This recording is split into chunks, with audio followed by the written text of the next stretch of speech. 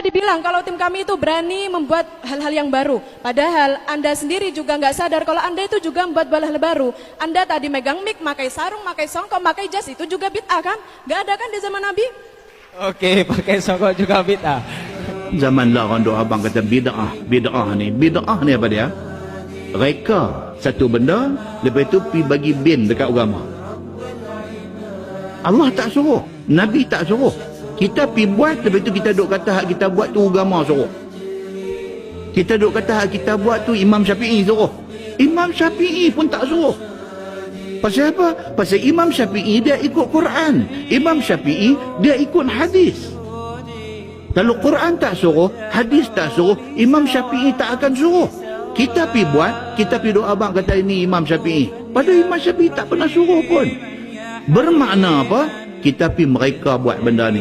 Ini benda bid'ah. Bid'ah maksud benda baru yang kita reka dan kita kata benda tu agama.